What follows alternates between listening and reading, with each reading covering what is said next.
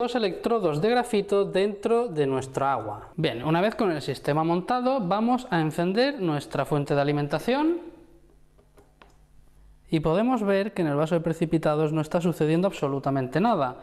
Ni aquí se están formando burbujas, ni aquí se están formando burbujas, simplemente no está sucediendo nada porque a través de esta disolución, que en realidad no es una disolución, es agua pura, no está circulando ningún tipo de corriente eléctrica. Así que como veis, el agua destilada, el agua pura, no conduce a la electricidad. Sin embargo, el agua de mar, por ejemplo, sí que conduce a la electricidad, o el agua que está dentro de una bañera también puede conducir a la electricidad porque tiene sales disueltas. Ahora vamos a ver qué pasa cuando tenemos una sal disuelta dentro de nuestro vaso de precipitados. En concreto vamos a disolver sal de mesa, cloruro sódico.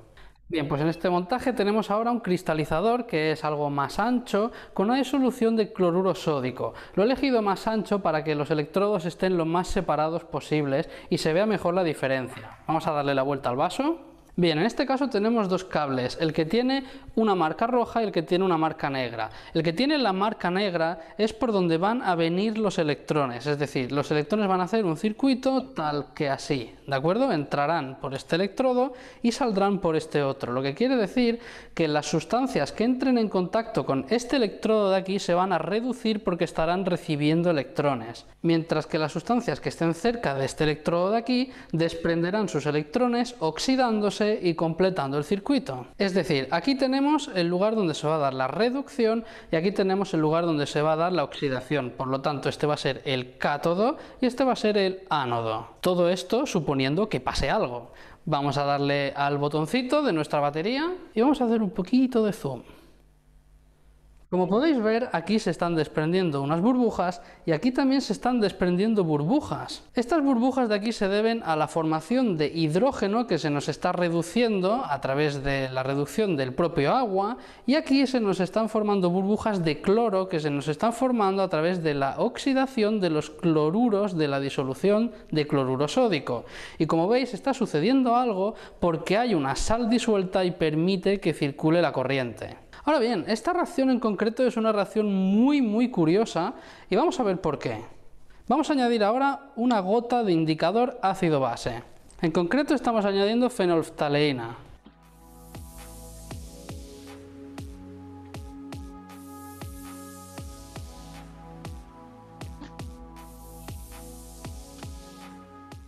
Por el lado de aquí tenemos color rosáceo, mientras que por este lado de aquí no. Lo que quiere decir que en este lado tenemos una disolución alcalina, se nos está formando hidróxido de sodio, mientras que en este lado no tenemos este hidróxido de sodio. Bien, pues esto que estáis viendo ahora mismo es el fundamento de la producción de lejía. La única diferencia entre producir cloro e hidrógeno o lejía es la agitación. Vamos a encender la agitación de este sistema.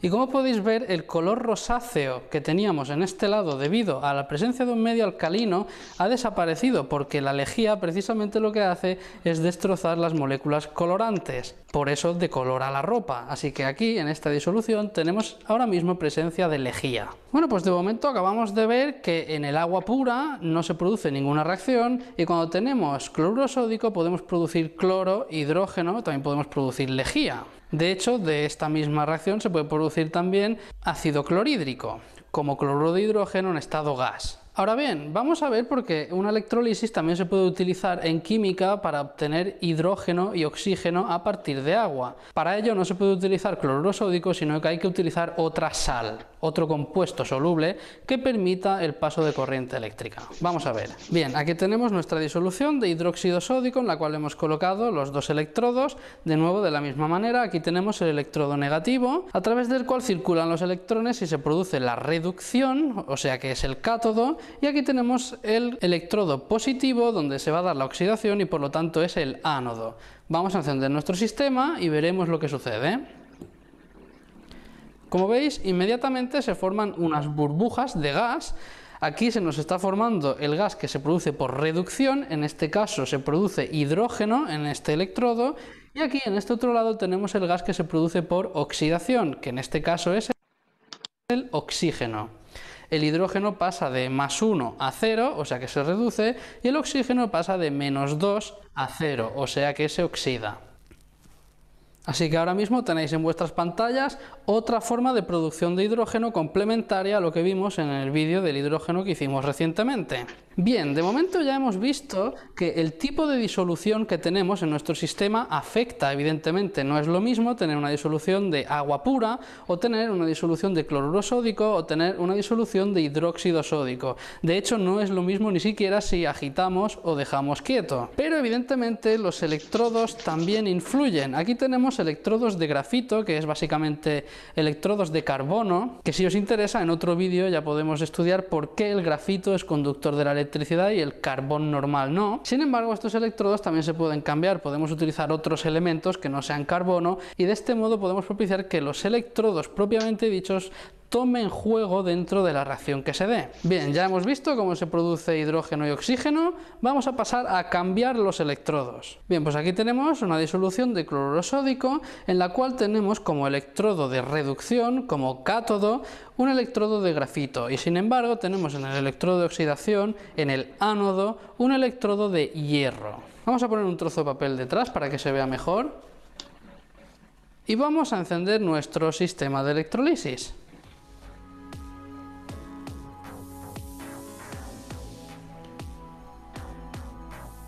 Recordad que antes, en nuestra disolución con cloruro sódico y los dos electrodos de grafito, nosotros veíamos que aquí se producía gas de hidrógeno y aquí se producía cloro. Sin embargo, fijaos que ahora no se está produciendo cloro, sino que se nos está volviendo verde la disolución. ¿Veis?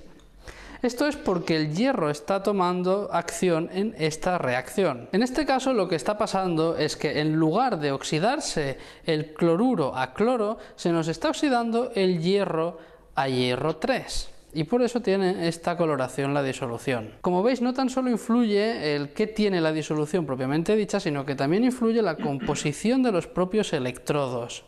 El electrodo de grafito es un electrodo inerte, que generalmente no reacciona en ningún medio. Sin embargo, los metales sí que tienden a reaccionar en muchas situaciones diferentes. Aquí lo que se nos está formando en esta disolución es básicamente cloruro de hierro que cada vez se va a ir precipitando en forma de hidróxido de hierro, porque recordad que en este electrodo de aquí se nos está formando hidrógeno e hidróxido sódico.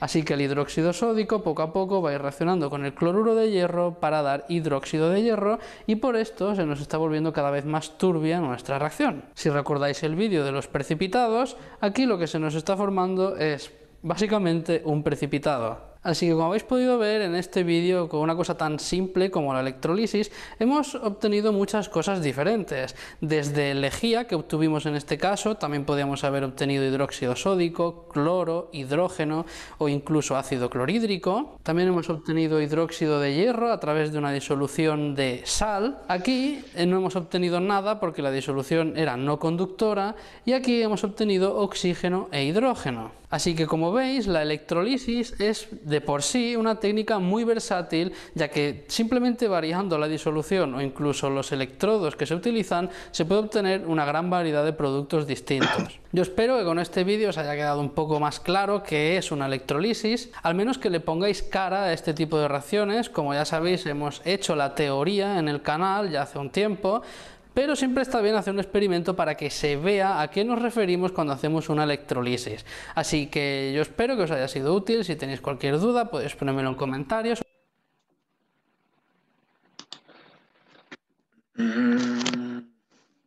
Buenos días. Y tiene razón ese señor, porque depende de lo que pongamos en nuestra solución, de acuerdo a eso vamos a obtener nuestros productos. O sea, no se trata de poner cualquier cosa. Tengo que ver qué es lo que quiero para ver qué es lo que tengo que poner en una solución. Y el tema justo es sobre electricidad metido a la química, ¿no? O la química a la electricidad, física con química. Electroquímica, pero electroquímica tiene dos partes. Una es en donde nosotros necesitamos energía para producir una reacción química, que es la electrólisis. Eso es una reacción endotérmica. Y la otra es la contrario, que cuando nosotros con una reacción química generamos energía eléctrica. Es una pila galva, bueno, pila galvánica o una pila simplemente, como las pilas que nosotros tenemos, ¿no? No las tengo a la mano, pero en el colegio está todo. Entonces, vamos a ver la primera parte, que es electrólisis, o sea, una reacción endotérmica. Necesitamos darle energía, pero la energía no es cualquier energía, es una energía de una fuente de corriente continua, como la que nosotros tenemos para nuestros carritos con pilas y todo eso, ¿no? No es igual poner la pila así paradita que de cabeza, ¿no? Porque si no, no funciona. Aquí en nuestra fuente, está haciendo un solazo, ¿no? En nuestra fuente de corriente continua, voy a cerrar un poco.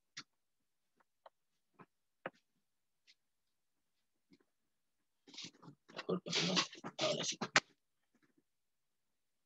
En nuestra fuente de corriente continua, sí hay polaridad, o sea, hay un polo positivo y negativo. Mientras que nuestro enchufe no, porque yo tengo mi enchufe y yo puedo ponerlo de esta manera y lo giro y es igual. O sea, ahí no hay polaridad. Ese enchufe que tenemos nosotros en la casa es corriente alterna, viene desde arriba de los cables, ¿no? Por supuesto que han bajado el voltaje, pero es corriente alterna, no importa si pongo así o pongo de cabeza. Pero en nuestros juguetes, nuestra lámpara, por ejemplo, esa que tiene pilas o que tiene baterías, inclusive todo lo que tiene que ver con baterías, tiene que ser respetado el polo positivo y negativo. No es igual poner la pila así que ponerla de cabeza.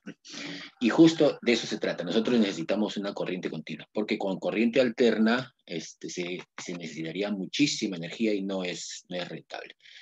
Entonces, la primera parte es electrólisis. ¿Y qué significa electrólisis? Electro viene de electricidad. ¿Y cis qué significa? Lisis significa ruptura. Entonces tenemos que agarrar un compuesto y romperlo en dos por medio de la electricidad. Generalmente esto sirve para, como decía el señor en el video, ¿no? Para obtener productos. Y si yo quiero obtener un producto en un lado y otro en el otro lado, necesito sustancias que sean binarias, o sea, de dos nada más. Si hago con tres, no sé qué me dará.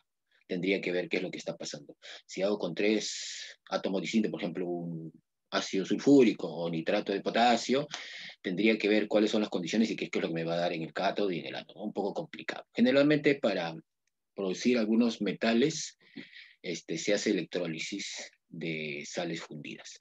Y para producir otros metales se hace electrólisis de soluciones muy concentradas. Y para producir oxígeno e hidrógeno se hace en soluciones bien diluidas, muy poco diluidas. De eso se trata. Tenemos que ver qué es lo que va a pasar, o sea, predecir un poco la reacción química y después ver qué cantidad se está produciendo de los electrones. Vamos a ver, mire, pero antes que eso tenemos que recordar una cosa. Vamos a ver de ahora en adelante bastante lo que es reacciones redox. Y eso tenemos que recordar, al menos para los chicos que están de tercero, ¿no? Una reacción redox. Veamos un ratito esta pizarrita chiquitita. Vamos a acercar un poco. Chueca aquí. Esa. Ahora sí. Acá tengo trióxido de azufre, o sea, anhidrido sulfúrico, más agua. Y me va a dar ácido sulfúrico. El anhidrido sulfúrico me da ácido sulfúrico. Si nosotros nos damos cuenta acá, voy a sacarme estos audífonos. Ya.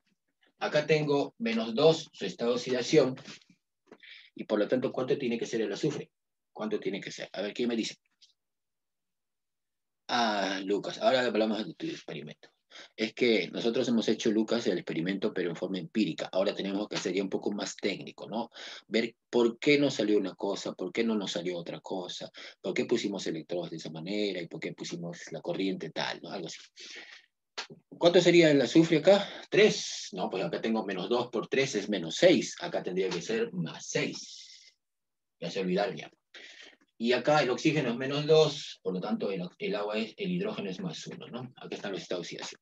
Y en este compuesto, a ver, -2 acá, acá +1, y acá es +6. Miren el estado de oxidación del azufre, que es +6, sigue siendo +6. Acá el oxígeno -2 sigue siendo -2. Y el hidrógeno sigue siendo +1, +1, ¿no? Por lo tanto, esta reacción no hay intercambio de electrones. O sea, los estados de oxidación son iguales, o sea, al inicio y al final de la reacción química. Pero miren esto, acá tengo mi clavito de hierro, que se oxida en el techo de mi casa, como les digo varias veces, ¿no? Pero el estado de oxidación del hierro es 0, y acá también es 0. ¿Cuánto es acá? El oxígeno -2, y el hierro más 2. Entonces, acá sí hay un cambio de los estados de oxidación, ¿no? De hierro 0 pasó a hierro más 2. Cuando crece el estado de oxidación de 0 a más 2, o sea, aumenta su estado de oxidación, se dice que se está oxidando, se oxida. Pero el oxígeno está en 0 y ahora está en menos 2. Menos 2. O sea, estaba en 0 en el punto de partida y ahora se fue para atrás. Menos 2, ¿no? Se hace negativo. Por lo tanto, acá se está reduciendo. Se reduce. Por supuesto que si uno se oxida, el otro tiene que reducirse, ¿no? Esta reacción no es igual que la de arriba. La de arriba es una reacción cualquiera, una reacción de síntesis, o sea, de adición, en donde se produce, pues, de SO3 más agua, un ácido sulfúrico. Pero en este caso también es una reacción de síntesis, donde se produce un óxido, pero es una reacción redox. ¿Por qué? Porque hay intercambio de electrones. Y al haber intercambio de electrones, tiene que haber alguien que se oxida y alguien que se reduce. Alguien que gana electrones y alguien que pierde electrones, ¿no? Por eso es que los electrones se están transfiriendo. En este caso, el hierro de 0 a más 2 está ganando o está perdiendo electrones. A ver, ¿qué me dicen? ¿Por qué no hablan? Ya no me escribo. De hierro 0 a hierro más 2, ¿gana o pierde cargas negativas? Pierde. Pierde, claro, pierde cargas negativas porque se supone que si yo tengo el negativo y lo boto, me hago más positivo, ¿no? En este caso tengo 0, pierde 2 electrones. Perdiendo 2 electrones. Voy a poner aquí menos 2 electrones. Entonces, ¿qué significa oxidarse? Perder electrones. Y el oxígeno que está acá, que es 0, ahora se puso menos 2. Si es 0 y después pasa a menos 2, ha ganado electrones, ¿no? Acá ganó, bueno, vamos a balancear aquí para que pueda ser un poco mejor. Acá 2. Y con esto ya está contento, ¿no? Sería que ganó más 2 electrones. A ver, en este caso serían más 4 electrones, ¿no? Porque acá tenía 0 y ahora tengo 2 por menos 2 sería menos 4. 4 electrones. Acá entonces tendría que ser también menos 4 electrones. Ya con la ecuación balanceada, ¿no? Porque acá tengo 2 hierro 0 y pasan a 2 hierro más 2, sería de 0 a más 4. Por lo tanto, está perdiendo 4 electrones en la ecuación balanceada. Si a mí me dijeran cuántos electrones se transfieren, serían pues 4. 4 salen y 4 entran en otro lado. Esta reacción es redox.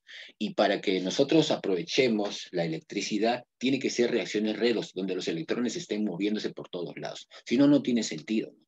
Entonces, en el caso del agua pura, como decía el video, el agua pura, prácticamente la disociación de iones hidrógeno y oxidrilos es casi 0, es 10 a la menos 7, es muy poco para conducir corriente eléctrica. En realidad sí conduce, pero no se siente casi nada. Entonces, la única manera de que se pueda sentir que la corriente se está transitando es de que nosotros pongamos dentro un electrolito, ¿no? Un electrolito puede ser una sal, un hidróxido, un ácido, o cualquier cosa que se descomponga en iones, ¿no? Vamos a sacar un ratito esto. Y acá tenemos nuestra celda electrolítica, o sea, nuestra celda. Esta celda electrolítica, vamos a estudiarla de tres maneras, o sea, un poco más completo que el año pasado, y es una semana, y sin embargo, tratemos de hacerlo más completo que se pueda. En nuestra celda, hay 3 tipos de celda. Una celda en donde nosotros vamos a obtener, o vamos a tener en nuestro electrolito, va a ser una sal pura, una sal fundida. En realidad una sal, una sustancia pura, ¿no? Puede ser una sal o un óxido también. ¿Qué significa? Que yo voy a fundirla y fundida ya se descomponen sus iones. Así es, eso es lo que pasa con las sales fundidas. En el caso de cloruro de sodio necesitamos 2000 grados más o menos, 2017 grados para fundirla. Y con ese cloruro de sodio fundido tenemos solamente 2 elementos acá, un anión, que es el cloruro, y un catión, que es el sodio. Por lo tanto, si le hago pasar corriente eléctrica, voy a obtener en un lado un sodio y en el otro lado cloro. No tengo nada más, no podría escoger mucho. Pero cuando tengo soluciones, ahí sí tengo que tener mucho cuidado, porque en las soluciones entra en juego los cationes del metal, ¿no? Los aniones del no metal, el agua también, porque el agua también se descompone en hidrógenos y oxidrilos. Así que tengo que tener mucho cuidado. Cuando se trata de sales fundidas, es un poco sencillo, pero es más complicado porque necesitamos fundir la sal y es más costoso porque necesitamos tener temperaturas más de 1000 grados, miles de grados centígrados, o sea, muy, muy altas las temperaturas. Pero es muy bueno porque se producen cosas casi puras, o sea, el 99.9% de cloro, 99.9% de sodio, y es muy bueno en la industria, pero es caro. Y otra cosa es de que tenemos que tener las sustancias también puras, ¿no? O sea, hay que invertir en electricidad y hay que invertir en que nuestros minerales hay que concentrarlos de tal manera que sea lo más puro posible. Porque si yo pongo una mezcla de algo ahí, me da un montón de cosas distintas. Esa es la desventaja de la electrólisis de sales fundidas, pero sin embargo es muy, muy buena porque con eso obtengo sustancias o metales puros prácticamente. El aluminio, el magnesio, el zinc se hacen de esa manera, por electrólisis, ¿no? El cobre también, ¿no? Pero también pasa de que podemos hacer una electrólisis con soluciones acuosas. Y también hay de dos tipos. Si las soluciones acuosas son muy concentradas, me va a dar unas cosas y otras cosas uno en el ánodo y otro en el cátodo. Tengo que tener mucho cuidado. Y si son soluciones diluidas, me da otras cosas más. Así que eso es lo que tenemos que ver en este capítulo. ¿Qué es lo que me está dando? ¿Por qué Lucas el año pasado, cuando hizo su electrólisis, le salió hidrógeno y oxígeno?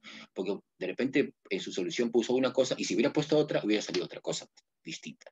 Entonces, las reacciones electrolíticas son selectivas, tiene que ver qué es lo que tengo que poner en mi solución. Si quiero hidrógeno y oxígeno, tengo que tener mucho cuidado. ¿Qué es lo que tengo que poner? Si quiero cloro, no sé qué tengo que poner. Si quiero sodio, de repente otra cosa, y así, ¿no? Entonces, más o menos, ¿cuáles son las partes de la celda? Los electrodos, que pueden ser metales, como dice en el video, pero generalmente se utilizan grafito porque no reaccionan. El electrolito, que es o la sal fundida o la solución, una fuente, o sea, el que me provee la energía eléctrica, una fuente es como una pila, una batería, ¿no? Y nuestra cuba, ¿no? La cuba, o sea, el recipiente donde está todo nuestro electrolito dentro, ¿no? Esas son las cuatro partes. Vamos a ingresar a nuestro diapositiva, para no olvidarme de algunas cosas, porque generalmente suelo olvidarme, y así ya no me olvido mucho. A ver, un ratito. Hoy día no va a haber práctica, la siguiente semana vamos a tomar práctica, porque me he llenado de cosas por revisar y todavía no he hecho nada. A ver, estamos en la semana 5 ya. Ojalá que nos alcance el tiempo para lo demás. Acá hay una celda que es tipo laboratorio. Sí, miren, no es una celda, sino en realidad son varias celdas en serie, y aquí tiene que ver con una de las leyes de Faraday, ¿no? Varias celdas para producir más, se supone, ¿no? En serie. En noviembre, vamos a ver qué más dice. Esto lo pasamos rápido. Estamos en la semana 5 y es electroquímica la primera parte, ¿no? Celdas electrolíticas o electrólisis es el tema. ¿Qué es lo que tenemos que ver? Vamos a ver lo que tenemos que conseguir con esto. Identificar la celda electrolítica y la celda voltaica. Celda electrolítica es una celda en donde yo necesito dar energía, ¿no? Una voltaica, más bien la vamos a ver la próxima semana, en donde más bien es todo lo contrario, ¿no? Una celda voltaica es una pila. Me va a proveer energía a mí, energía eléctrica, ¿no? Describir el proceso de electrólisis, cómo se da, ¿no? Y aplicar las leyes de Faraday y predecir los productos, o sea, la cantidad de productos y qué productos también, ¿no? En cantidad, en cualitativo y en cuantitativo. Eso es lo que necesitamos saber. Ojalá que terminemos todo, no vamos a tener que entrar otro día, más tarde. No hay examen, esa página la había dejado para dejarles a ustedes su examen, pero está en blanco.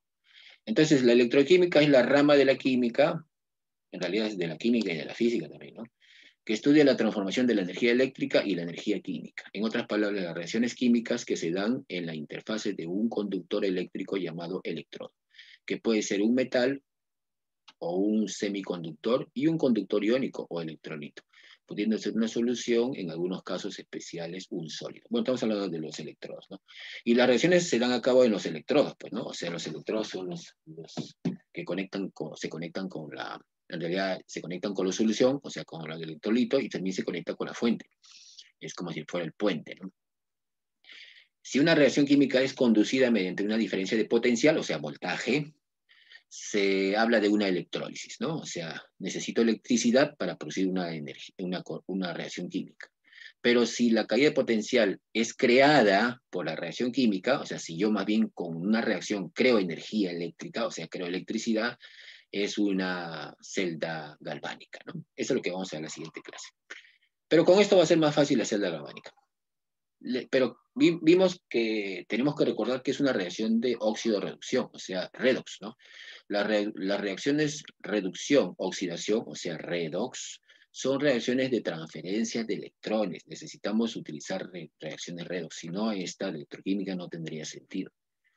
Esta transferencia se produce entre un conjunto de elementos químicos, un oxidante y un reductor. A ver, hablando de eso, para recordar nomás, en nuestra reacción redox que les puse hace un ratito, eso, ¿no? Acá el hierro está en 0 y pasa a hierro más 2, se oxidó. Y el oxígeno de 0 pasa a menos 2, se redujo, ¿no? Entonces, si el hierro se está oxidando, entonces es el agente reductor, por si acaso. El que se oxida es el agente reductor. Y el oxígeno, que es el que se está reduciendo, es el agente oxidante. ¿Por qué el oxígeno es el agente oxidante? Porque el oxígeno oxida al otro, pues el oxígeno le oxida al hierro. Y ustedes saben, ¿no? Ustedes saben que, por ejemplo, yo quiero guardar, no sé, un pedazo de metal de plata o de aluminio y no quiero que se me oxide, de repente lo recubro con plástico, con papel, para que no le dé el aire y al final no se me oxide.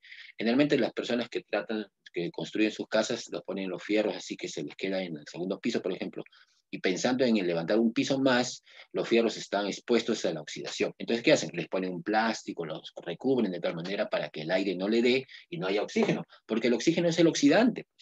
¿Y por qué es el oxidante? Porque oxida el hierro. Y es el oxidante porque se reduce. Entonces, tengan cuidado con ese término. El que se reduce es el oxidante. ¿Y por qué es oxidante? Porque oxida al otro. Y el que se oxida el que se oxida es el agente reductor. ¿Por qué? Porque reduce al otro. Pues tengan cuidado con eso. Más o menos es lo que tiene que tener presente. Nosotros hemos visto reacciones redos, pero con los chicos de tercero no. Por eso que tenemos que tener presente eso. Vamos a ver qué más dice. Entonces, reacción redox es una reacción un poco complejita, ¿no? En dichas reacciones, la energía liberada de una reacción espontánea se convierte en electricidad o bien se puede aprovechar para inducir. Ya, eso vamos a ver después. Entonces, en este caso, nuestra reacción de electrólisis es endotérmica porque necesitamos dar energía para producir una reacción química, ¿no? En el caso de la pila es todo lo contrario, ¿no? Más bien me van a dar energía a partir de una reacción química, ¿no? Acá tenemos una reacción, miren, redox, plata con sulfato de cobre, me va a dar sulfato de plata más cobre. La plata de 0 pasa a plata más 1, se oxidó. Y el cobre que estaba acá, más 2, pasa a cobre 0, se redujo. Miren, acá la plata, acá se está oxidando porque la plata pasa de 0 a más 1 y el cobre que estaba a 2, ahora pasa a 0, se está reduciendo, ¿no? La reacción de reducción. Y esta es nuestra celda electrolítica, ¿no? Electrólisis de sales fundidas. En primer lugar, vamos a ver lo que es una electrólisis, pero de sales fundidas. El primer caso es sales fundidas. Necesitamos nuestra fuente, electrolito, que en este caso es el cloruro de sodio fundido. Miren, fundido, o sea, no en solución, sino... Imagínense que lo tienen la sal, cloruro de sodio, y lo han puesto en un horno de tal manera que ahora se ha hecho líquida, sal líquida. Por lo tanto, en nuestra fuente no tenemos más que cloruro de sodio, pero cuando está fundido ya se descompone en sus iones, ¿no? En catión más 1 y en el cloruro menos 1.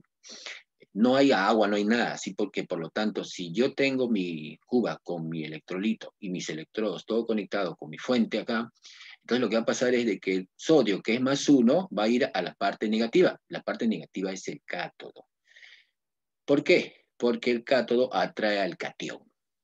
Y la parte positiva de la fuente, la parte positiva del electrodo también, el ánodo, atrae a los aniones. Y los aniones son negativos, ¿no? Así que tengan cuidado también porque a veces uno dice anión negativo. Entonces el ánodo es negativo. No, el anión es atraído por el ánodo y el ánodo es positivo.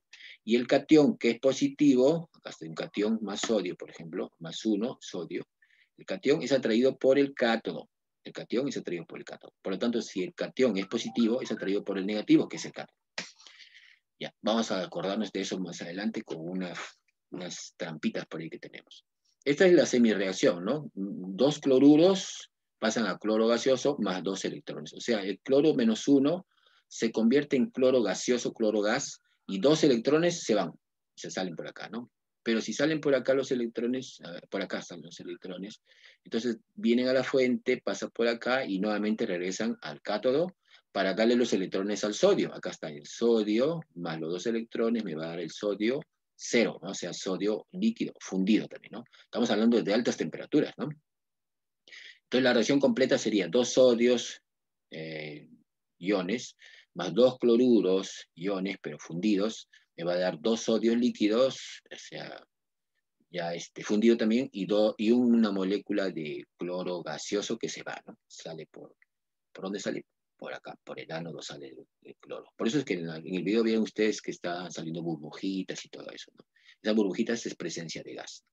Más o menos esa es la pila, pero miren, esta es una pila de una sal fundida, un poco difícil para hacer en el laboratorio, porque en el laboratorio no tenemos las condiciones para hacer, pues, fundir una sal y hacer todo eso, ¿no? Aparte que es peligroso tener temperaturas altísimas.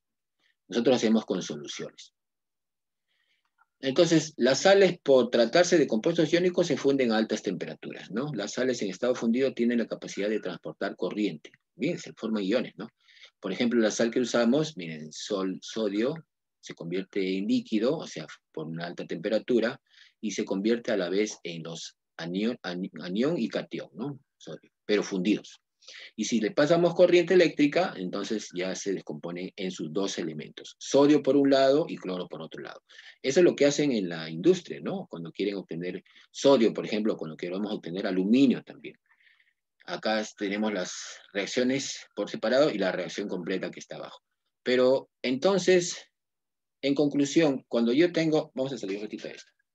Cuando yo tengo, este es el primer caso de electrólisis, cuando yo tengo una sal fundida, por ejemplo es una sal fundida, pero no necesariamente puede ser sal, también puede ser un óxido, como por ejemplo el Al2O3, que es un óxido en estado fundido, o sea, líquido.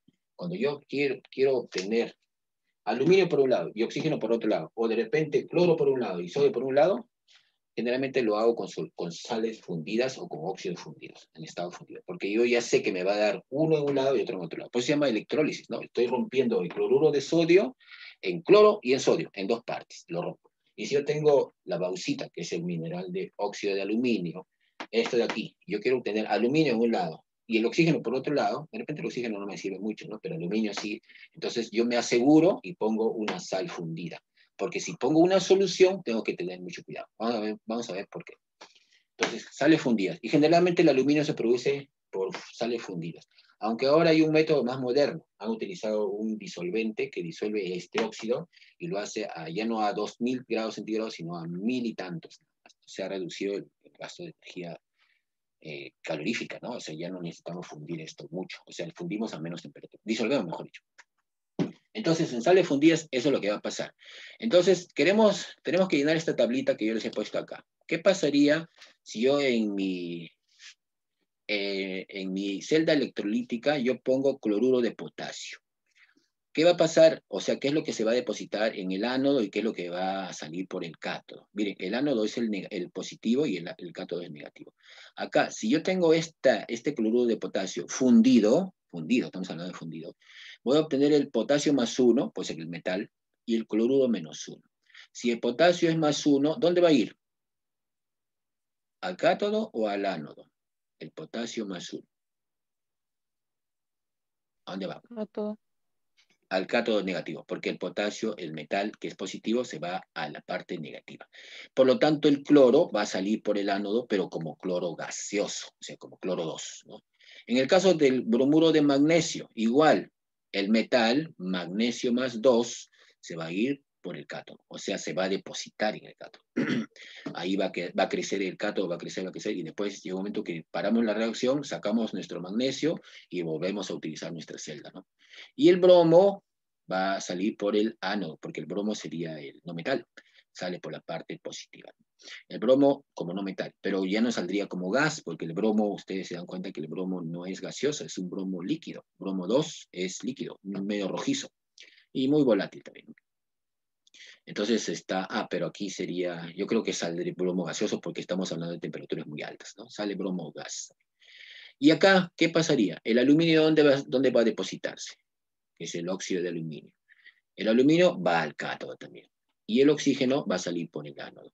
Entonces, esto es con sales fundidas. Tengan cuidado porque a veces en los problemas que vamos a ver más adelante dice, en la electrólisis de la sal tal, entonces ya nosotros sabemos o tenemos que saber qué es lo que va a pasar, o sea, dónde se va a depositar el metal, dónde va a salir el otro elemento que sería el gaseoso, oxígeno o bromo o cloro en este caso. Depende de mi sal. Pero miren, se dan cuenta que son sales binarias, 2 de 2 de 2. Generalmente porque yo quiero obtener uno, pongo como materia prima, o sea, como electrolito, pongo una sal de un compuesto binario.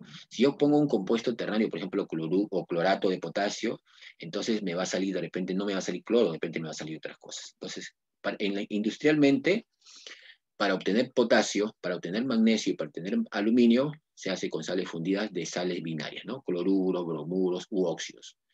Pero miren, en este caso estamos hablando de unas sales en donde el potasio, magnesio y aluminio están en el grupo 1, 2 y 3A de la tabla periódica. Entonces, eso, manténgalo ahí muy, muy en cuenta. ¿Por qué estos tres elementos se producen con sales fundidas? ¿Y por qué el zinc o el hierro no? Vamos a ver más adelante. A ver, ¿qué me están poniendo ahí? Solo poder. Sí, en el caso de sales fundidas solamente se ponen los elementos. Esa es la ventaja de una electrólisis de sal fundida. Cuando veamos ahorita lo que es soluciones acuosas, soluciones en agua, ahí sí tenemos que tener cuidado, porque ahí ya no está involucrado solamente la sal o el óxido, sino está involucrado el agua. Y el agua también puede reaccionar, dependiendo de cómo esté. Vamos a ver en la siguiente parte, entonces. Entonces, esto de acá lo llenan ustedes en su cuaderno, ¿no? Acá sería cloro 2 y acá potasio. Bromo 2 y acá magnesio. Aquí sería oxígeno 2 y acá aluminio. O sea, si yo quiero obtener aluminio, tiene que ser por electrólisis de la sal fundida, o del óxido fundido de aluminio, ¿no? Este óxido fundido. No hay otra manera. Vamos a ver la siguiente. Acá está el ejemplo, pero lo puse al revés, ¿no? Predecir que obtendremos en la electrólisis de las siguientes sustancias fundidas, ¿no? Sustancias fundidas tiene que ser. Vamos a ver el segundo caso. La electrólisis de soluciones concentradas, ¿no? Por acá dice, los iones sodio, potasio, calcio más 2, magnesio más 2 y aluminio más 3 no se depositan en el cátodo. Miren eso, ¿eh? En una solución de cualquier solución que tenga estos cationes, miren, son del grupo 1, 2 y 3, no se depositan en el cátodo. Por eso es que la única manera de obtener estos metales es por electrólisis de sus sales fundidas. Si yo pongo una solución de estos, no se va a dar, o sea, no se van a depositar en el cátodo. ¿Y qué es lo que pasa en el cátodo entonces? En su lugar se atraen los hidrógenos, formando hidrógeno gaseoso. Entonces, miren, tengan cuidado. Si yo tengo una solución acuosa de, por ejemplo, de cloruro de sodio, concentrada, por supuesto, en el cátodo no va a salir sodio, me va a salir hidrógeno. Por eso yo quiero sodio, entonces no es la manera, pues. Tenemos que hacerlo por electrólisis de sales fundidas. Pero miren lo que dice después. Y los oxianiones, o sea, los aniones que tienen oxígeno, ¿no? Como nitrato, sulfato, carbonato, fosfato, permanganato y perclorato, ustedes se dan cuenta, ahorita vamos a ver esa característica. Dice, no se depositan en el ánodo. O sea, cuando tengamos soluciones de aquí, de estas clases, no se van a depositar en el ánodo. Y en su lugar sale oxígeno gaseoso. Dice, los aniones del grupo 7, cloruro, bromuro y yoduro, sí salen como compuestos moleculares en el ánodo. Los cationes de elementos de transición, zinc, hierro, níquel, cobre, plata, todos los de elementos de transición, o sea, los que no están en el grupo 1, ni 2, ni 3, los que están en el grupo, en el grupo B, por ejemplo, en el 6B, 8B, 1B, el metales de transición, esos sí se depositan en el cátodo, recubriéndose en forma metálica. Ya, no se entiende. Vamos a ver qué es lo que pasa. Mire, ahora vamos a cambiar nuestra celda electrolítica y ahora ya no vamos a hacer una celda con sal fundida. Ahora vamos a hacer una celda con agua. Ya acá tenemos H2O. O sea, es una solución concentrada de cloruro de sodio. De repente es de 1 molar, 0,5 molar, 4 molar, un poco concentrada. Diluida es bien baja cantidad de sal. Tengo ya disuelto. Pero acá tengo cloruro y también tengo sodio disuelto en agua, ¿no? También se disuelve en agua y se ioniza.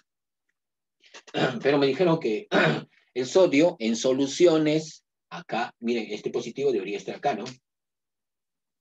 Debería ir a la parte negativa, o sea, al cátodo. Pero no se va a dar.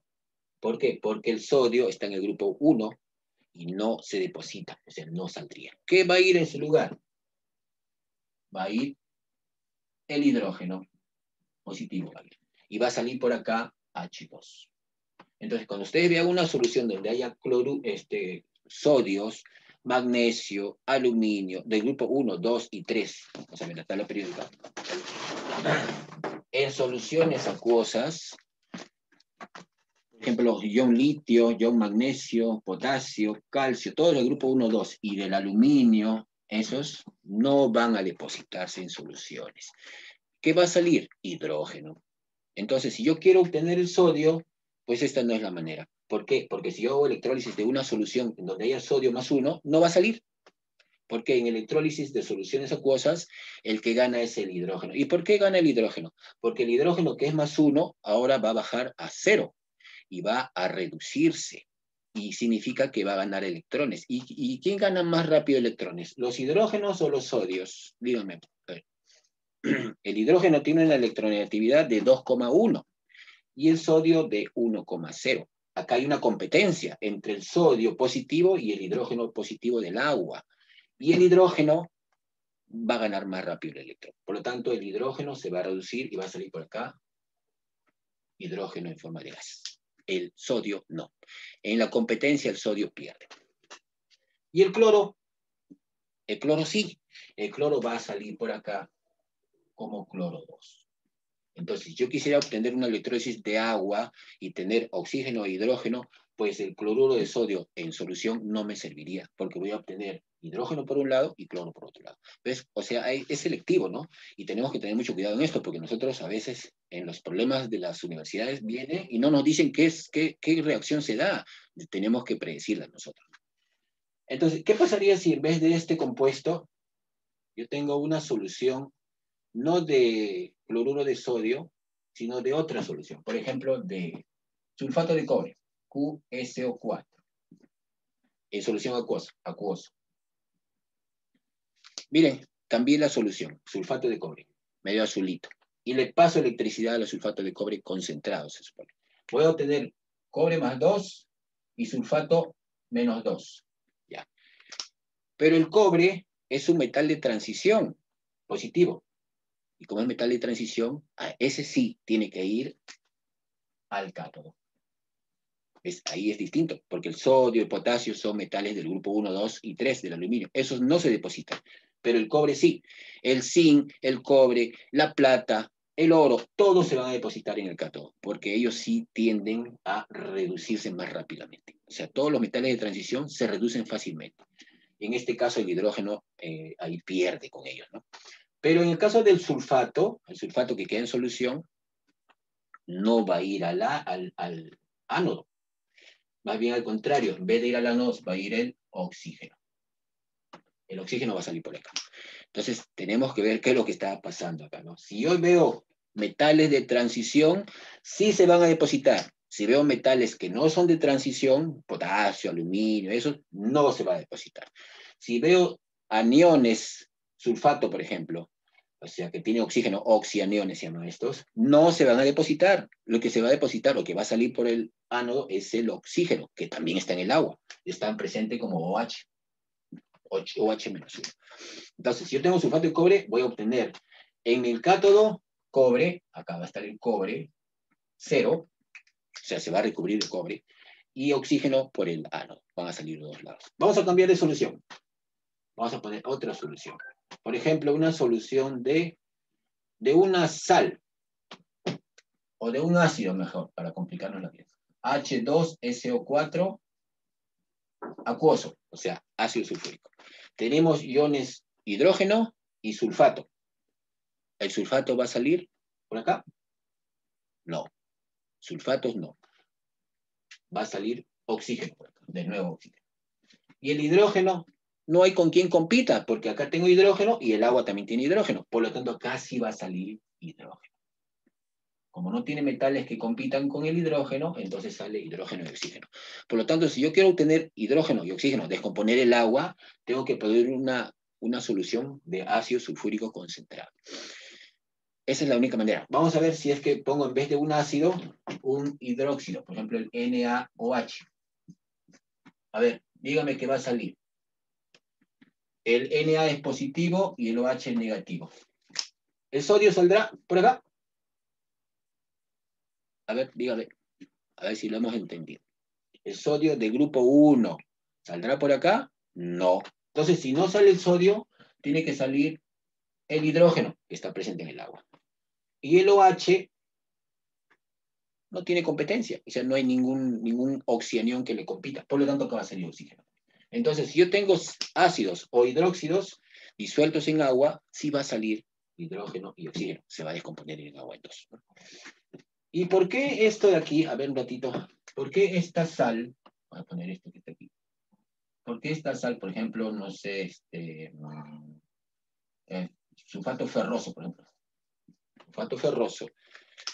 ¿El hierro sale o no sale? Es un metal de transición. Sí, acá voy a poner hierro. Sólido, ¿no? Y el sulfato no. Va a salir oxígeno por acá, ¿no? Ya. ¿Por qué el sulfato no se oxida acá? Porque este se está reduciendo. ¿Por qué? Porque el sulfato tiene un azufre que es más 6. Y el azufre más 6 ya no puede ser más que 6. O sea, el azufre puede ser 0, -2, 4 y 6, pero más que 6 ya no. Entonces, si este azufre ya está demasiado oxidado, tiene más 6 de estado de oxidación, ¿a dónde más va a oxidarse ya? Por lo tanto, si este es más 6, ya no va a poder oxidarse más. Igual pasa con los otros oxianiones. Por ejemplo, el nitrato, voy a poner acá nitrato, voy a poner aquí KNO3. Acá va a salir potasio. ¿El potasio? ¿Qué me dice? No, porque el potasio es del grupo 1. Va a salir entonces hidrógeno. Y el nitrato tampoco no va a oxidarse. ¿Por qué? Porque el nitrato tiene nitrógeno más 5. Y el nitrógeno lo máximo que puede ser es más 5. No puede ser más que 5. Por lo tanto, el nitrógeno ya no se va a oxidar más. Entonces tiene que seguir el oxígeno. Entonces, los nitratos ya no se pueden oxidar más, no se va a oxidar. Y el potasio, que tiene una electronegatividad muy baja, comparado con el hidrógeno, no puede competir. El hidrógeno es el que se va a reducir. Entonces, se reduce el hidrógeno, sale como gas. Y el potasio queda en la solución, ¿no? Entonces, ¿qué pasaría si aquí, por ejemplo, si tengo esto, KNO3, y acá tengo el agua, acá en este caso la solución del nitrato de potasio va a quedar inalterada, ¿no? O sea, no va a pasar nada. Pero si en vez de esto yo tuviese plata, aquí ya no habría hidrógeno. Aquí saldría la plata. 0, ¿no? Y si esta plata, que inicialmente tenía una cantidad de moles, ahora se va depositando en el cátodo y va a comenzar a bajar la concentración de plata, entonces aquí la plata va a ser menor, ¿no? Pero aquí, al salir oxígeno, el hidrógeno va a comenzar a aparecer más. Porque miren, la plata va a desaparecer, la plata va acá, ¿no? Pero el hidrógeno va a comenzar a aumentar. Por lo tanto, se va a regenerar ya no el nitrato de plata, sino el ácido nítrico. Va a aparecer, la solución va a ser ácida. Ácido nítrico, ¿no? Y así tiene que ver. Entonces, hay muchas cosas por analizar en nuestras electrólisis, ¿no? Pero lo que más importa es qué es lo que va a pasar en el ánodo y en el cátodo si tenemos una solución de alguna sal o algún óxido disuelto en agua, ¿no? Vamos a ver entonces, avancemos porque son 9:21, siempre nos dan a tiempo. Entonces, esto que está aquí ya es medio resumido. Yo no quise ponerles otras cosas porque si no íbamos a complicarnos con potencial de reducción y todo eso que lo vamos a ver la siguiente semana. Mejor dice como resumen para que lo tengan ahí. Pero en la práctica vamos a ver los ejercicios para que se nos quede un poco más. Dice, predecir qué obtendremos por la electrólisis de las siguientes soluciones a cosas concentradas. A ver, acá tengo bromuro de potasio. Acuoso, por supuesto, ¿no? Si no lo dicen solución nada más, se supone que es concentrada. Si nos dicen soluciones diluidas, ya es otra cosa, ¿no? Si nos dicen soluciones aciduladas, también es muy poca ácido, ¿no? Ya, entonces, al decir concentradas estamos diciendo que hay bastante soluto disuelto. A ver, ¿qué nos daría en el ánodo?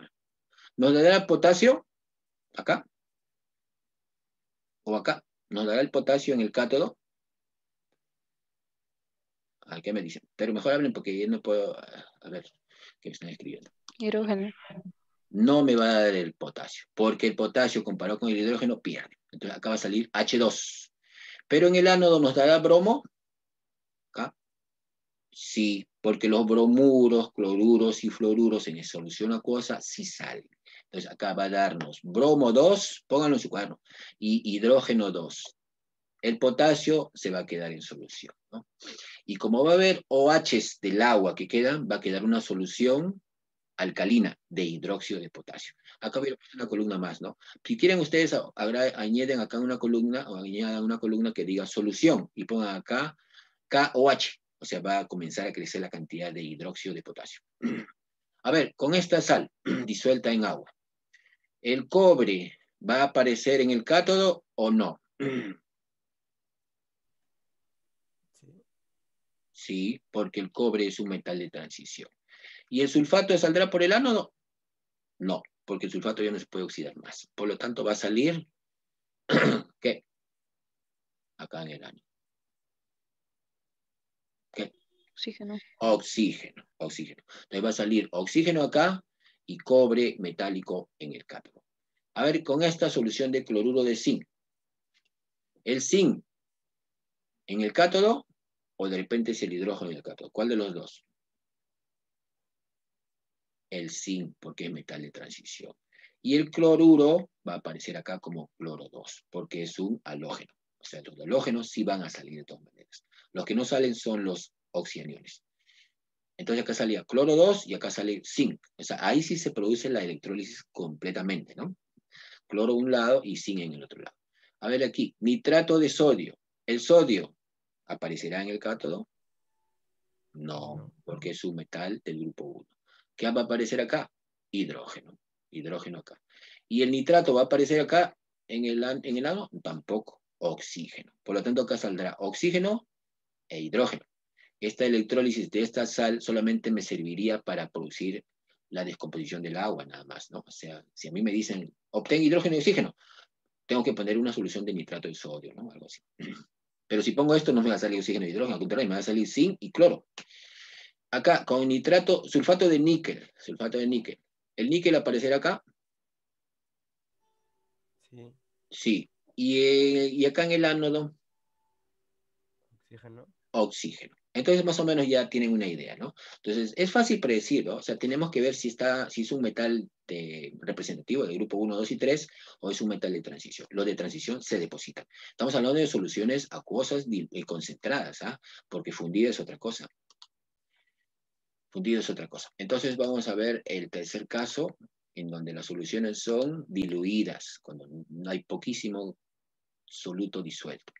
Cuando, miren lo que he puesto, electrólisis de soluciones diluidas. El soluto no reacciona, solamente el agua se descompone en hidrógeno y oxígeno. O sea, hay tan poca cantidad de soluto que al final como que se esconden dentro de su solución de los pasos de los electrones. Entonces, no participan. A ver, miren, cuando las soluciones son muy diluidas, por ejemplo 0,01 molar, algo así, hay poquísimo soluto, no participan el soluto. Y ahí sí el agua se descompone en hidrógeno y oxígeno. Lo malo es de que si yo quiero obtener agua, descomponer agua en hidrógeno y oxígeno en una solución muy diluida, va a pasar la corriente tan lentamente que me va a demorar un montón. Esa es la única desventaja. Pero yo con eso me aseguro de que va a salir oxígeno e hidrógeno, se va a descomponer y la sal va a quedar siempre. A ver, dice, predecir qué obtendremos por electrólisis de las siguientes soluciones diluidas. A ver, cloruro de sodio diluido. ¿Qué va a salir acá? ¿Y acá qué va a salir?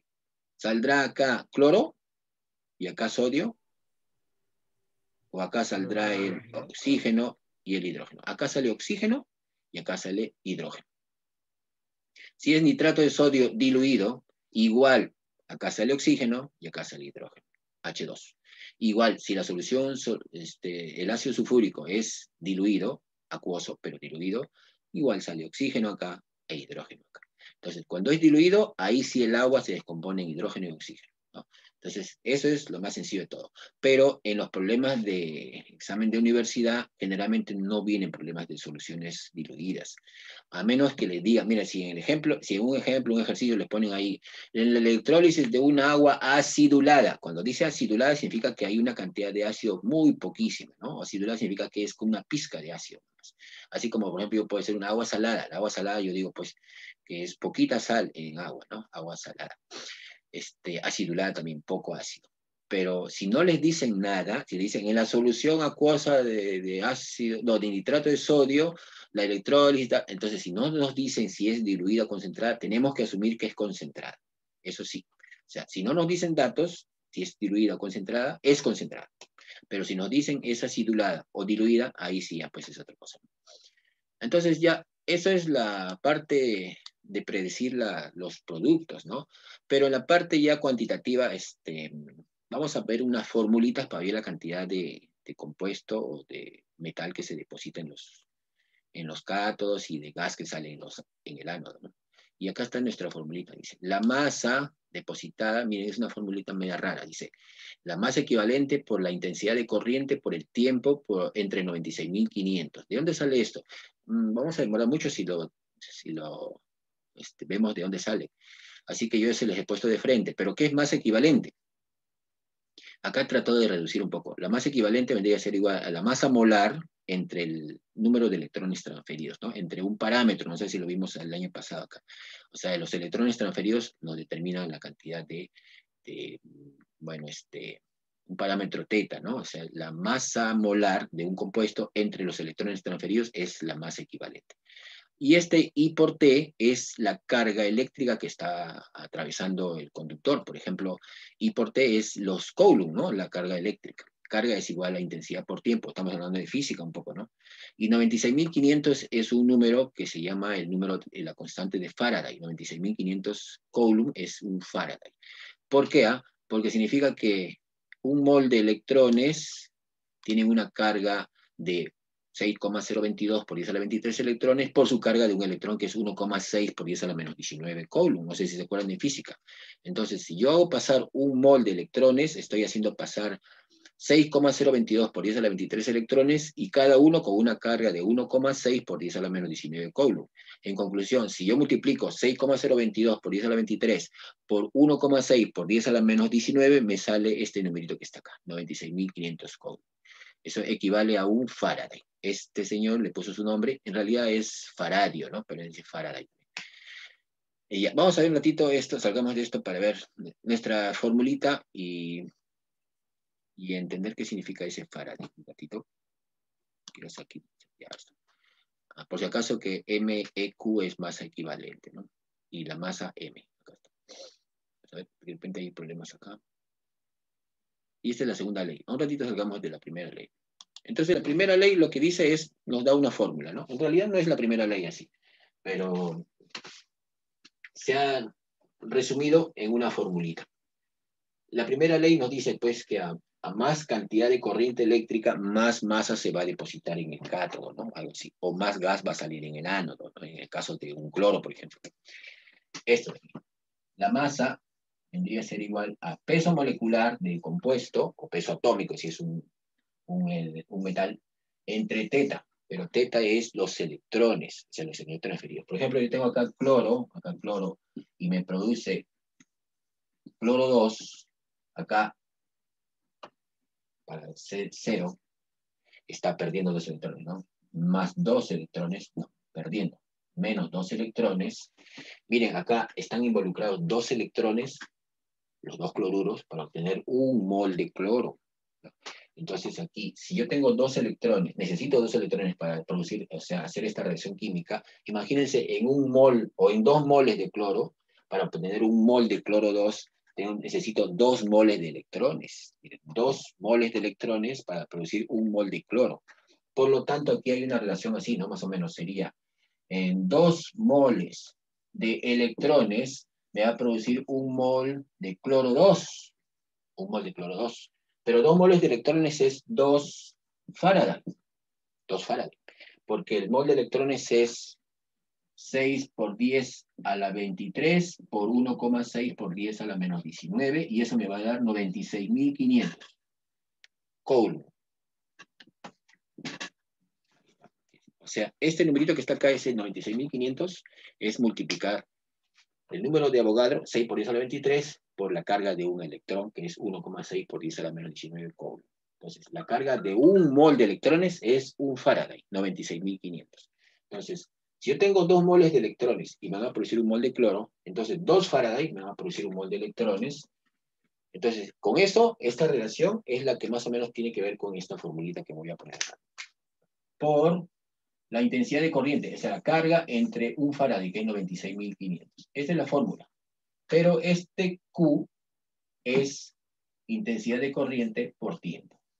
Porque la corriente que pasa por un conductor es el amperaje, intensidad de corriente por el tiempo. Eso lo vimos en física el año pasado con los chicos de cuarto y de quinto, si no me equivoco. Tercero, que estaban el año pasado, en segundo no hemos visto. Pues. Bueno, pero por eso les pongo resumida la fórmula, acá está. Y lo vamos a utilizar en problemas para que vean que no tiene nada de especial, ¿no? Son facilitos. Si vienen problemas de masa de cobre que se deposita, aplicamos esta fórmula con mucho cuidado, ¿no? Y la segunda ley nos habla sobre los equivalentes. Yo no quiero hablar de equivalentes porque en realidad tendríamos que recordar muchas cosas, ¿no? Esta es la segunda ley, dice, la masa de un compuesto A entre el peso equivalente de ese mismo compuesto es igual a la masa de otro compuesto entre el peso equivalente de otro compuesto. Mejor dicho, que los equivalentes se mantienen, es lo que quiere decir, ¿no? Esto dejémoslo ahí y vamos a verlo en problemas. Ahí sí lo vamos a aplicar.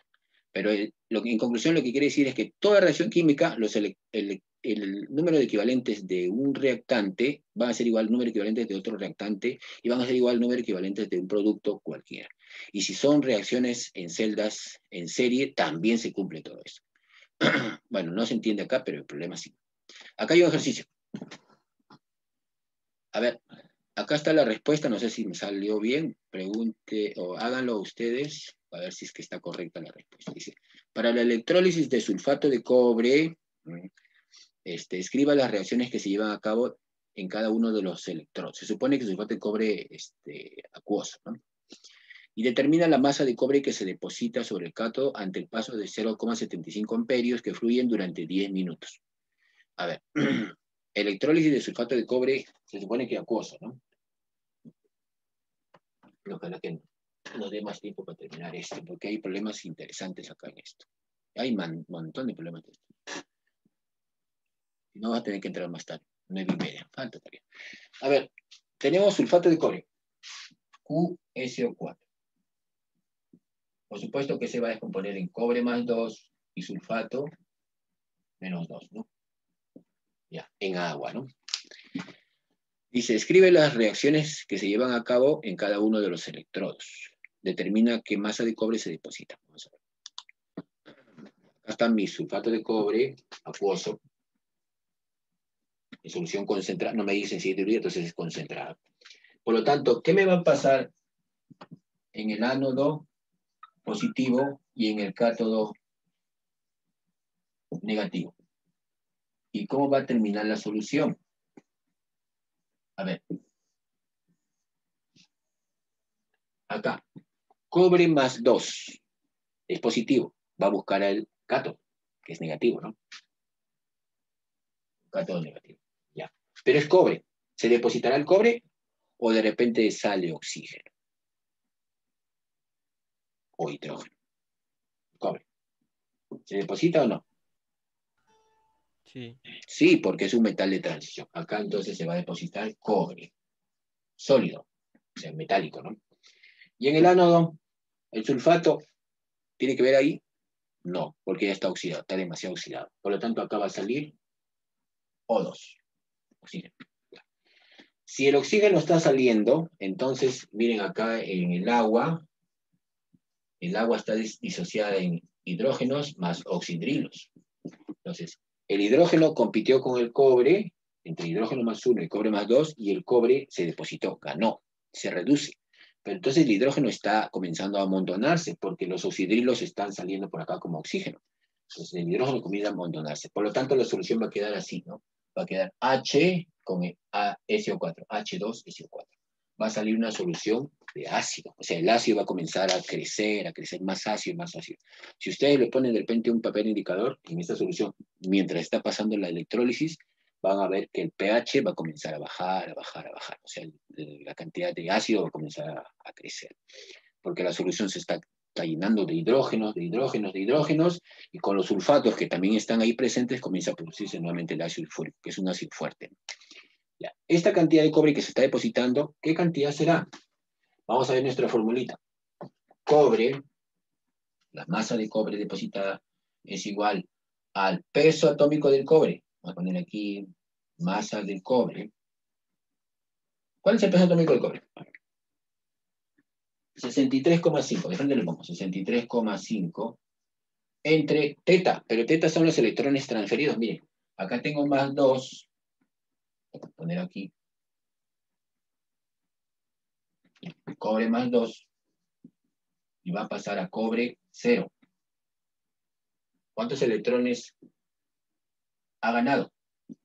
2 electrones. Entonces, como ha ganado 2 electrones, entonces este parámetro teta es 2.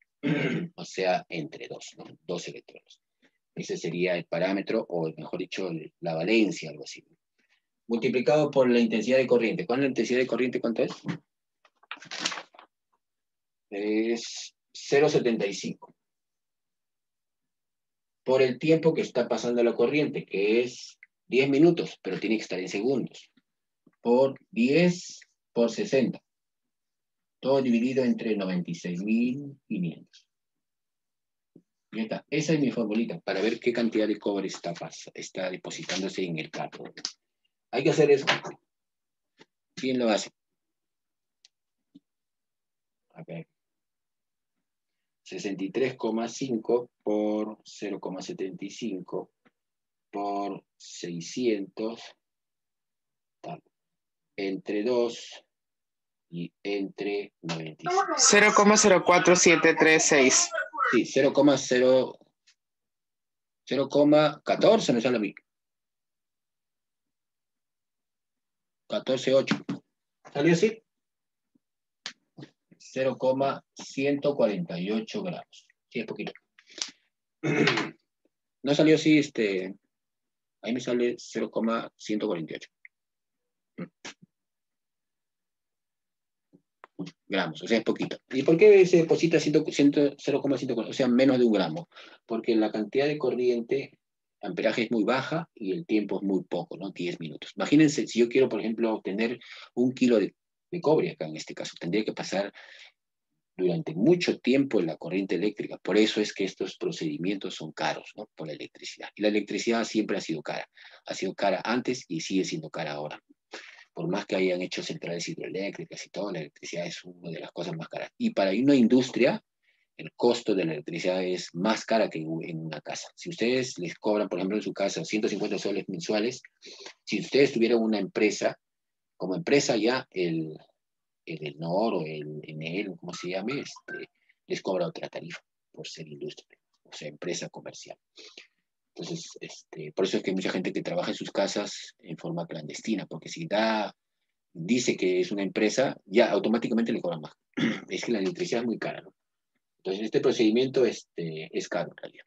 Vamos a ver, este sería el problema número 1. Vamos a ver el siguiente ejercicio. Ojalá que podamos hacer todo lo que se pueda. Se dan cuenta que es solamente aplicar la fórmula, ¿no? Pero ese parámetro teta hay que tener cuidado. Son los electrones transferidos, ¿no? A ver, el ejercicio 2 dice, el magnesio metálico se produce industrialmente por electrólisis de sus sales fundidas. Por supuesto, porque el magnesio no se puede con soluciones acuosas, ¿no? Está en el grupo 2. ¿Cuántos coulombs se requieren para obtener 1,2 gramos de magnesio metálico a partir de cloruro de magnesio, se supone que fundido, líquido, dice? A ver, ¿cuál sería la respuesta? Vamos a poner el número 2. Mg a Mg 0 más 2 electrones, ¿no? Se reduce. A ver, me están dando la masa de, mire, así sea sal fundida o en solución, la misma fórmula. Así que utilicemos la fórmula. 1,2 gramos de magnesio, dice. Entonces, en mi formulita voy a poner acá, la masa de magnesio 1,2 es igual que a el peso atómico del magnesio, miren, cómo si depende del compuesto, ¿no? O de la sustancia, ¿no? Que es 24 entre, ¿cuánto sería teta? De magnesio 2 a magnesio 0 hay 2 electrones que está ganando. Por lo tanto, es entre 2. O sea, la cantidad de electrones, ¿no? Por I por T, entre 96.500. Pero I por T es la carga, o sea, es carga, ¿no? Y la carga en Coulomb. Entonces, a mí me están preguntando I por T. Esa es la carga de Coulomb. Si yo tengo 1,2 gramos, 24 es el peso atómico del magnesio, 2 son los electrones transferidos, o sea, teta es 2, ¿no? En realidad, peso equivalente sería 24 entre 2, ¿no? Peso equivalente. I por T es la carga y 96.500 es una constante, la constante de Faraday. Entonces, ¿cuánto sale I por T? O sea, carga. Despejando me saldría 1,2 por 2 por 96.500 entre 24. Voy a ponerlo aquí. 1,2 por 2 por 96.500 entre 24. ¿Cuánto sale eso? Si no me equivoco, sale 9.650. Coulomb. Y esa sería la respuesta. 96.650 Coulomb. O sea, ¿qué significa? De que la intensidad de corriente por el tiempo que está circulando esa corriente es 9.650 Coulomb. Creo que había respuesta ahí, ¿no? Entonces, acá nos podrían complicar un poco sobre esas cosas, ¿no? Nos preguntan cuál es la masa depositada o de repente qué cantidad de Coulomb o qué cantidad de Faraday también nos pueden preguntar, ¿no? Porque un Faraday es 96.500 Coulomb, por si acaso. Y entonces la respuesta sería la C, ¿no? 9.650. A ver, hasta ahí está más o menos. Miren que nuestra formulita es la misma. Estamos hablando de una sustancia que se está depositando, en este caso el magnesio, peso atómico del magnesio, número de electrones transferidos, I por T, que es la carga en Coulomb, es la carga eléctrica, o sea, que es igual a la intensidad de corriente por el tiempo, y 96.500 es parte de la fórmula, ¿no? Es una constante. Despejando I por T, que es la carga eléctrica, sería 9.650 Coulomb. ¿De dónde salió 60? Ah, porque tenemos que pasar... el anterior, ¿no? El anterior pusimos 60 porque tiene que estar en segundos el tiempo. Velázquez. Ah, ya. El tiempo tiene que estar en segundos, ¿no? En el problema anterior pusimos 10 por 60 porque 10 minutos es igual a 600 segundos. Vamos a ver nuestro problema número 3, de 44. A ver, relacionemos, dice, cátodo y ánodo. ¿Dónde se está produciendo la oxidación o neutralización o reducción? Acá les quise dar una... Me había olvidado, ¿ves? Ahorita les puedo hacer, me he hecho recordar este ejercicio. Una forma de memotécnica de más o menos acordarse qué es lo que pasa en el cátodo y qué es lo que pasa en el ánodo. A ver, vamos a ver un ratito en esta celdita más o menos. Acá tengo mis electrodos, que puede ser de grafito, puede ser de otro material. Y acá tengo, por ejemplo, mi fuente conectada a mi electrodo, acá también a mi electrodo, y acá está mi solución o mi sustancia fundida, ¿no? Ya. Si acá es positivo, entonces por acá va a pasar, todo esto va a ser positivo. Una vez que está positivo, por acá se supone que ya ahora es negativo, y los negativos van por acá. Los electrones salen de aquí, van hacia el cátodo. Este es el cátodo. Y después que ya pasa la electricidad por acá a través de la solución, sale por el ánodo. Este es el ánodo. Ánodo. Ya, el ánodo es el positivo. ¿Por qué? Porque los aniones negativos son atraídos por el ánodo. Y los cationes positivos son atraídos por el cátodo, que es negativo. Pero acá veamos. Acá tengo cloro -1. ¿A dónde va el cloro? Al positivo. Entonces va acá, ¿no? Es un anión, va al ánodo. Pero al ir cloro -1, 2 cloros, y va a salir como cloro 2, 0, ¿se está oxidando o se está reduciendo? -1, -2 sería acá a 0. ¿Se oxida o se reduce? A ver, cuidado. ¿Se oxida? Se oxida, porque está -1 o -2 en este caso, a 0. Está subiendo su estado de oxidación. Se oxida, ¿no? Ya, entonces, acá en el ánodo A se está produciendo la oxidación. Ya. Mientras que, supongamos que era sodio acá, ¿no? Sodio más 1. El sodio más 1 va a ir al cátodo. Supongamos que es como sal fundida, algo así, ¿no? Sodio más 1 va a ir al, como sodio 0. Por supuesto que voy a perder acá un electrón, ¿no? Menos un electrón. Va a ir a sodio 0, o sea, va a ir acá. Y acá, de sodio 1 a sodio 0 se está reduciendo, se reduce. Por lo tanto, aquí en el cátodo se produce la reducción. Reducción. Miren, acá, C con R. Acá en el ánodo A se produce la oxidación. Las dos son vocales. Ánodo, oxidación. AO. Acuérdense, en el ánodo se está produciendo la oxidación. Mientras que acá tengo el cátodo, que es una consonante, con reducción, que también es una consonante. Así que cátodo con consonante siempre están juntas. En el cátodo se produce la reducción. Para que se acuerden un poco más rápido. Entonces, en este ejercicio, en el número 3, dice cátodo, reducción. Ánodo, oxidación. Consonante con consonante, vocal con vocal. Sería 1C y 2A. Neutralización no tiene nada que ver. Eso es lo que está pasando en los electrodos. Dice la número 4. Durante la electrólisis de cloruro de sodio fundido, ¿qué sustancias se forman en el cátodo? ¿Qué sustancia?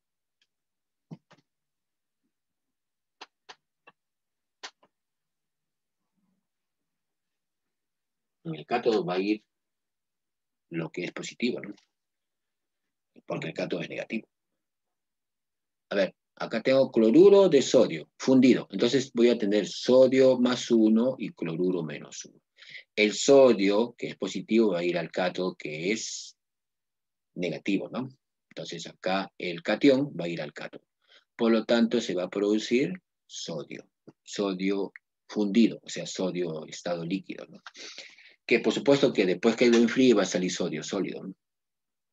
Entonces aquí la respuesta sería sodio. ¿Puede repetir? A ver, en la número 4 dice, durante la electrólisis de cloruro de sodio fundido. Ya, imagínense, cloruro de sodio fundido. O sea, al estar fundido ya está en forma de cargas, ¿no? Tengo cloro menos 1 y sodio más 1. Fundido ya es un electrolito, o sea, se disocia en cloruro menos 1 y sodio más 1. Pero el sodio más 1 va a buscar el cátodo, que es negativo. Por lo tanto, el sodio más 1 va a reducirse en el cátodo. Acá se va a producir la reducción, por lo tanto va a salir sodio metálico, sodio puro, ¿no? Estado de oxidación 0. Por lo tanto, es el sodio el que se está produciendo. Si no, vamos a dibujarlo acá en el pizarro rápido. A ver, tengo acá mi celda, acá tengo mi positivo y acá tengo mi negativo. Este es el cátodo. Ya. Y acá tengo Na más 1 y cloruro menos 1. Como este es el cátodo negativo, entonces este sodio va a ir acá. Pero va a ir como sodio más 1, y una vez que deje su electrón, no, que gane su electrón, se va a producir el sodio 0. Líquido, porque estamos hablando de temperaturas muy altas, ¿no? Por supuesto que el líquido sí estará, pero está solo, ya está como purito, ya no es ni siquiera un anión, es un metal prácticamente fundido, que cuando yo lo enfríe va a salir sodio metálico, ¿no? Entonces, en el cátodo se está produciendo sodio. Y en el ánodo va a salir el cloro como cloro 2, ¿no? Pero la pregunta es en el cátodo. En el cátodo va a salir sodio metálico, ¿no? En forma fundida, por supuesto. A ver, ¿qué dice la 5? ¿Qué sustancia se forma en el ánodo durante la electrólisis de una solución de sulfato de sodio? A ver, voy a poner la solución de sulfato de sodio. El más grande.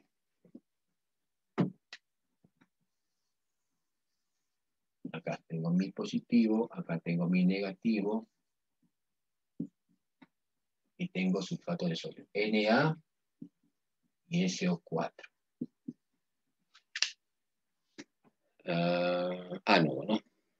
A ver, acá tengo sulfato de sodio. Tengo sodio más 1 y sulfatos menos 2. Solución, dice, ¿no? Concentrada se supone porque no me dicen nada.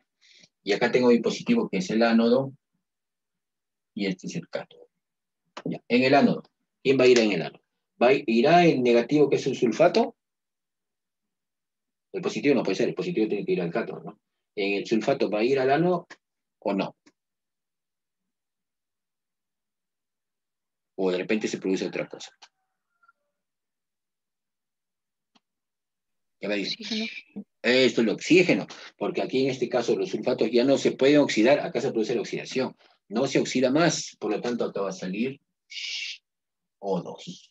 Entonces la respuesta acá es, miren, es muy peligroso esto, porque ustedes dicen sulfato de sodio, y lo primero que piensan es, si es una electrólisis, tiene que salir sodio o sulfato. Pero sulfato, ¿de qué manera? ¿Saldrá el azufre? No, mentira, no se puede. Tiene que ser uno de los que se pueden oxidar, que sí está todavía en estado de oxidación muy bajo, que es el oxígeno, que en el agua es -2, y como 0 se ha oxidado. Sí se puede oxidar. Entonces, entre uno que se puede oxidar y otro que ya no se puede oxidar más, el que se puede oxidar es el que se va a oxidar, que es el oxígeno de -2 a 0.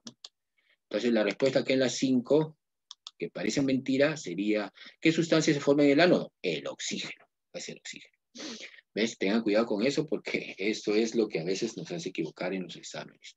Y a veces ni siquiera nos dicen eso, sino nos dicen, la sustancia que sale en el ánodo, ¿qué cantidad, o sea, cuál es la masa? Y cuando nosotros no sabemos qué sale por el ánodo, de repente pensamos que es el azufre, o de repente pensamos que es el sodio que sale, tomamos el peso del sodio equivocadamente y nuestra fórmula y nos sale mal todo.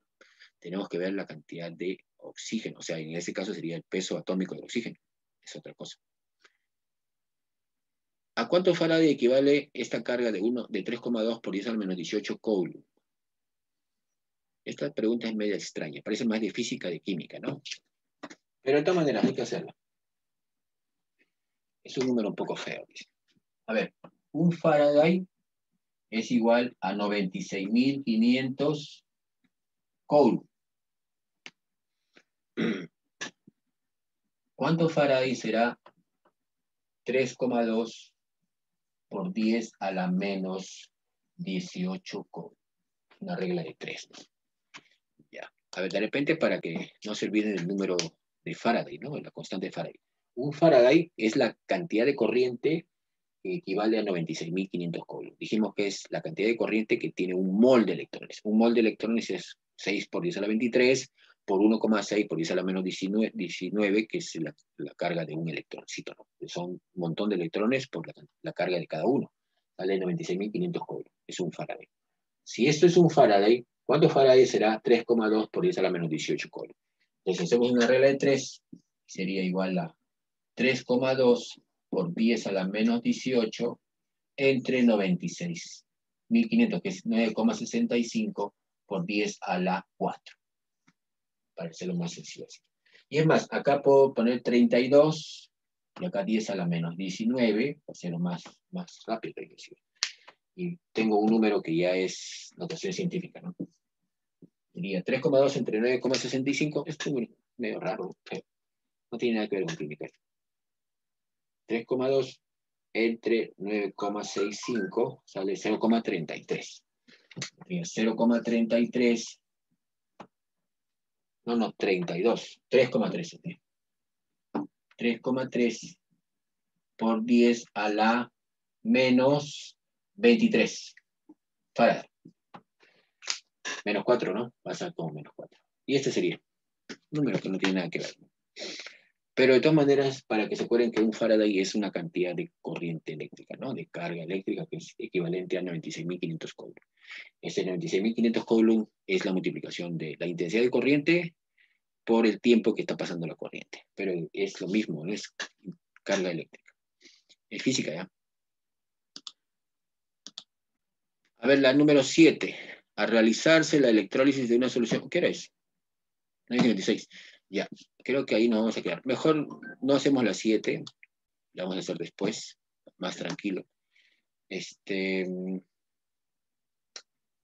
Vamos a ver algunas cosas de repente que no estén muy claras. Algunas preguntas que quieran ustedes hacer de repente. En conclusión, nosotros si tenemos una electrólisis tenemos que analizar qué cosa es lo que vamos a hacer. Si vamos a hacer una electrólisis de una sal fundida, es fácil, ¿no?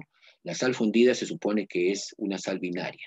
Entonces, si la sal está fundida, ya está en forma de iones. Si, por ejemplo, es cloruro de sodio, el cloro va a ser negativo y el sodio va a ser positivo. Entonces, el negativo va a buscar, el negativo busca al positivo y el positivo busca al negativo. Y el positivo es el ánodo y el negativo es el cátodo. Entonces, el cloro que es negativo, es anión, busca al ánodo. Va a salir en forma de cloro 2. Y el sodio, que es en forma, es un catión, busca el cátodo que es negativo y sale como sodio solo, o sea, sodio metálico, pero fundido porque estamos en temperaturas altas. Pero si tengo soluciones, ahí sí tengo que tener cuidado. Miren, cualquier solución que tenga sodio, magnesio y aluminio, o no sé, de repente potasio, litio, estroncio, no va a salir, no va a salir. La única manera de que a mí me digan, por ejemplo, hay que obtener potasio, ¿cómo hacemos? ¿Qué solución tenemos? No se puede con solución. La única manera es que sea una sal fundida. Pero sí puedo obtener metales en forma de solución en el cátodo. ¿Cuáles son? Los de transición. Por eso es que nosotros hacemos cromado, zincado, niquelado, baño de plata, dorado, también baños de oro, todo eso, porque todos esos metales son de transición. Tiene que estar en una solución acuosa concentrada, ¿no? Concentrada estamos hablando de repente de 0,5 molar hasta más, ¿no? De repente 0,8, 2 molar, 5 molar. Tiene que ser concentrada. Solución. Ahí sí voy a obtener en el cátodo metales de transición. Nunca metales de sodio, potasio, no. Grupo 1, 2 y 3, no. El aluminio no se puede ahí. Tiene que ser en soluciones, en sales fundidas o óxido fundido. Y si la solución es diluida, imposible. Ni siquiera voy a obtener ni metales siquiera. Voy a obtener siempre hidrógeno y oxígeno. Esa es la conclusión. Y la segunda conclusión es la ley, la primera ley que dice que la masa, o también puede ser las moles, de la sustancia que sale por uno de los electrodos, tiene una fórmula determinada, que es igual al peso atómico de ese elemento, o peso molecular, si fuese una molécula, entre el número de electrones transferidos multiplicado por la intensidad de corriente por el tiempo, que es la carga, ¿no? Dividido entre 96.500, que es un Faraday, que es una constante. Esa fórmula es sencilla, sino que hay que interpretarla porque a veces se nos complica cuando no la entendemos muy bien. Los electrones transferidos, hay que hacer una semireacción para ver cuánto se transfiere. En el caso del sodio, que es sodio 1 a sodio 0, es un electrón, por lo tanto, teta es igual a 1. No habría mucho que hacer, ¿no? La plata también, ¿no? Pero en el caso de los metales que son, por ejemplo, el hierro, tendríamos que ver de dónde sale el hierro. Si el hierro es hierro más 3 a hierro 0, sería 3 electrones. Pero si es hierro 2 a hierro 0, sería 2 electrones. O sea, ahí tenemos que ver la reacción química que se está dando. De acuerdo a la reacción química que se dé, o sea, a la solución inicial que tengo y el metal que se va a producir, determino cuánto vale ese teta, ese parámetro que hay que dividir entre peso atómico y ese parámetro teta. Por eso tengo que ver la reacción, tengo que ver el soluto que está disuelto en agua para ver cuánto vale ese teta. Por eso se hace con los ejercicios. Nada más, ¿ves? O sea, en realidad, la electrólisis no es tan sencilla. O sea, no es de poner agua y echamos cualquier cosa y sale hidrógeno. No, no necesariamente. Puede producirse muchas cosas, dependiendo de las condiciones que nosotros le demos. Y eso es lo que viene en los exámenes. Nos dicen qué se va a producir en el ánodo, qué se va a producir en el cátodo, qué cantidad de sal o de metal se produce en el cátodo, o se adhiere en el cátodo, o gana peso el cátodo tanto, ¿no? Algo así. Y qué cantidad de sal, de gas también se produce, e inclusive nos pueden dar, como son gases, ya nos dan condiciones de gases, ¿no? O sea, pavo ratón y todo eso. Ahí nos complica un poco. Inclusive nos pueden decir que la cantidad de hidrógeno se está aumentando y nos dicen hallar la concentración final también, ¿no? Que supone que la solución también se está enriqueciendo de algo y está perdiendo algo, ¿no? O sea, una parte se está depositando, pero otra parte se está quedando en la solución y al final la solución ya no es la misma inicialmente que final, ha cambiado completamente. Por lo tanto, hay muchas cosas que se pueden hacer de eso. Ya, entonces ya son más de las 10. ¿Alguna pregunta antes de cortar? ¿Cuándo nos encontramos? ¿Hoy día o mañana? Yo creo que mañana, ¿no? Mañana, profe. Más tranquilo. Mañana, Mañana, entonces. Mañana, ojalá que no haya reunión. Creo que la reunión tenemos nosotros 3:30. Entonces, si me equivoco, dura 1 hora. A las 4:30, pues mejor. Mañana. O a las 5, para estar más tranquilos. A las 5 mejor. Ok, profe. 5 p.m. entonces, viernes. Viernes 20, ¿no? Ven, Sí. viene eléctrico. Ya, para terminar esto y si tienen alguna pregunta ahí me la hacen, pues. Más tranquilo, ¿no? Y ahora sí, voy a paralizar esta grabación.